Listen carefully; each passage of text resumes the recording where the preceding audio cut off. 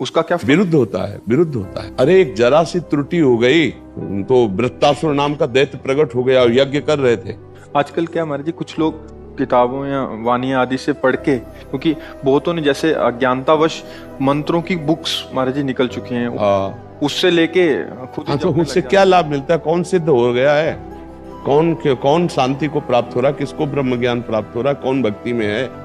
कभी कीर्तन नहीं होता। पंचाक्षरी मंत्र का और द्वादशाक्षर मंत्र का कीर्तन नहीं होता। ये वैदिक मंत्र है। वो अब अज्ञानी है, कुछ पता नहीं, कुछ अनुभव नहीं, जो मनाया सो कर रहे। आद्य गुरु भगवान शंकराचार्य जी ने चारों दिशाओं में इसीलिए मठ स्थापित किए। नेहा जी, राधे राधे महाराज जी। गुरु जी, जैसे नाम जप हम किसी भी अवस्था में कर सकते हैं, क्या पंचाक्षरी मंत्र का जप भी नहीं हम कर सकते हैं? नहीं। पहली बात, पंचाक्षरी मंत्र गुरु प्रदत्त होना चाहिए। दूसरी बात, वो पवित्र अवस्था में ही जपा जाता है। गुरु प्रदत्त ना हो तो पंचाक्षरी मंत्र उच्चारण नहीं करना चाहिए, जपना नहीं चाहिए। ध्यान रखना, ये वैदिक मंत्र है, गुरु प्रदत्त होने पर ही सफलता प्राप्त होती है। आजकल जो ऐसे गान करते हैं ना, जोर से शब्दों के उच्चारण है, बिल्कुल बात समझ लीजिए। मुख से ऐसे उच्चारण करना मंत्रों का बिल्कुल निषेध है। ये वैदिक मंत्र है, ऐसे नहीं कि आप सुन लिए जैसे गानों में, फिल्मी गाने में नहीं बजते हैं और वो पूरा मंत्र उच्चारण करते हुए, ये सब नहीं, ये गलत बात है। ये शास्त्र विरुद्ध आचरण, उसी को पाप कहते हैं जो शास्त्र विरुद्ध है। मंत्रों का उच्चारण नहीं होता, ये सब वैदिक मंत्र है, गुरु प्रदत्त। जैसे द्वादशाक्षर मंत्र है, पंचाक्षर मंत्र है, ये गुरु प्रदत्त होते हैं। कान में मंत्र दिया जाता है, कोई सुने ना, और तुम ऐसे उच्चारण करोगे। अपवित्र दशा में नाम जप किया, पर गुरु मंत्र नहीं। गुरु मंत्र को पवित्र दशा में, और ये गुरु प्रदत्त होना चाहिए। मनमानी ऐसे नहीं जपा जाता। कुछ लोग ऐसे ही मुंह से उच्चारण करते रहते हैं, तो कुछ लाभ नहीं और हानि होनी है, क्योंकि वैदिक सिद्धांत के विरुद्ध है। ये जो वैदिक मंत्र है, इनका सिद्धांत से जप किया जाए। नाम जप कभी भी कर सकते हो, नाम कीर्तन किसी भी अवस्था में कर सकते हो, लेकिन मंत्र कीर्तन नहीं किया जाता। मंत्र उपांश या मानसिक ही जपा जाता है, वो भी गुरु प्रदत्त। ऐसे नहीं मनमानी के हमारा जो मनाया सो मंत्र जप रहे, जो मनाया सो मंत्र उच्चारण कर रहे हैं। उसका फल नहीं मिलता क्या महाराज जी? उसका क्या फल? विरुद्ध होता है, विरुद्ध होता है। अरे एक जरा सी त्रुटि हो गई तो वृत्तासुर नाम का दैत्य प्रकट हो गया और यज्ञ कर रहे थे। वृत्तासुर को प्रकट कर रहे थे इंद्र को मारने के लिए, और त्रुटि हो गई तो उसका अर्थ बन गया कि इंद्र जिसको मारे। ऐसा जरा सी त्रुटि हो जाने पे तो अर्थ, तो ऐसे वैदिक मंत्रों का ऐसे नहीं। हमको चित्रकूट में एक संत भगवान ने बताया था, जो वैदिक मंत्रों को बिना गुरु के और अपवित्र दशा में उच्चारण करता है, वो कामी, क्रोधी, लोभी हो जाएगा। उसके अंदर विकारों की वृद्धि हो जाएगी। जहां निर्विकारता आनी चाहिए वहां विकारता आ जाएगी। इसलिए वैदिक मंत्र गुरुजनों से ही लेना चाहिए, और उनका उच्चारण उपांश या मानसिक, वाचिक नहीं उच्चारण करना चाहिए। ये शास्त्रीय सिद्धांत नहीं, ये इससे आध्यात्मिक लाभ भी नहीं मिलेगा और त्रुटि भी हो जाएगी, अहित भी हो जाएगा, अमंगल भी हो जाएगा।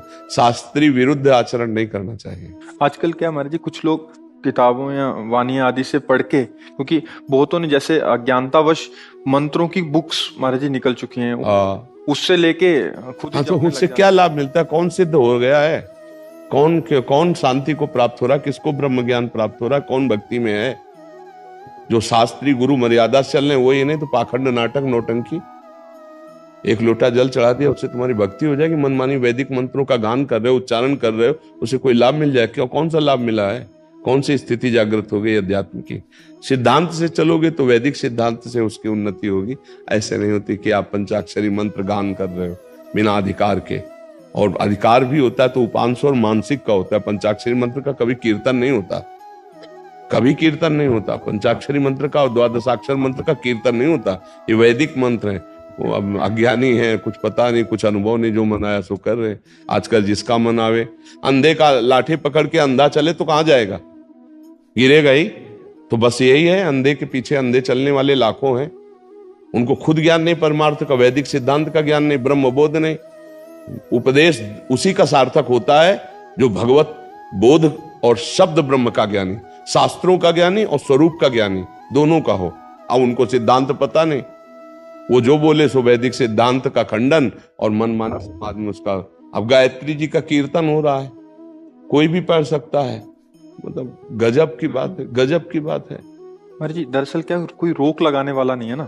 अब क्या आपने यहाँ ऐसा है ना कि जो मन में आवे सो कर लो, जो मन में आवे सो बोल लो, एक अलग पगडंडी बन जाएगी। हाँ वही, मतलब कौन निषेध करे।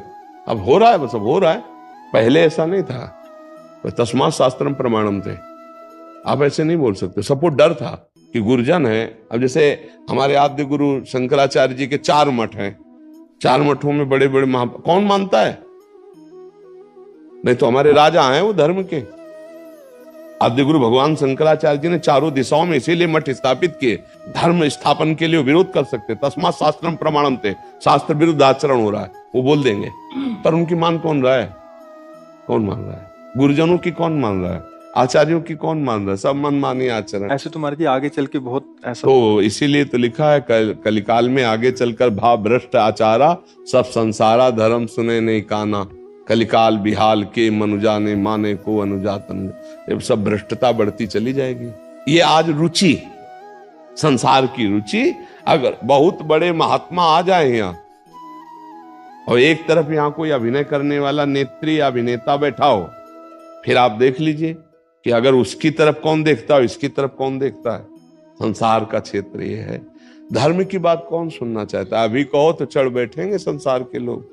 तस्मात् शास्त्रम प्रमाणम ते कार्या कार्यो व्यो। कौन शासन करे, कौन उन पे बोले? ये धर्म का विषय जानना बहुत कठिन है। कोई महात्मा, हम कह तो रहे हैं, चारों शंकराचार्य का एक शब्द भी आप मिस्टेक दिखा देना हमको, हम किसी संप्रदायवाद से बात नहीं करते। चारों मठ में जो बैठे अद्भुत विद्वान और शास्त्र के मर्मज्ञ और शास्त्र प्रमाणित बात बोलेंगे, लेकिन कितने मानने वाले? सनातन धर्म के विपरीत एक शब्द भी नहीं मिलेगा, शास्त्र के विपरीत शब्द नहीं मिलेगा अभी तक जो हमने देखा है। अब आगे भगवान जाने। अभी तक जो आद्य गुरु भगवान शंकराचार्य जी के पद में 4 मठों में बैठे हुए, ऐसा धर्म विरुद्ध नहीं होगा। शास्त्र के सम्मानित तस्मात् शास्त्रम। अब मानो या ना मानो, गुरुजनों की बातें हैं, वो तो बोले नहीं, स्थापित ही इसीलिए किए गए थे, पूरे भारत को धर्म के अंतर्गत बांध के रखना। विश्व विजयी आद्य गुरु भगवान शंकराचार्य, कोई बोलने वाला नहीं, सबको परास्त करके अपने सनातन धर्म के नीचे रखा। सब 4 मठ स्थापित चारों कोनों में किए। वो आज कौन मान रहा है?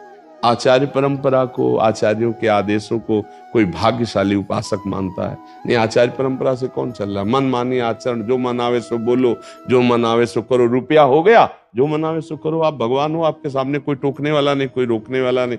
जैसा मन आवे अर्थ पढ़ दो, जैसा मन आवे बात बना दो। सामने वाले बैठे, उनको तो ज्ञान है नहीं, वो भोली श्रद्धा, अंधी श्रद्धा, बस झुके चले जा रहे हैं। शास्त्र का क्या आदेश है, शास्त्र का क्या उपदेश है?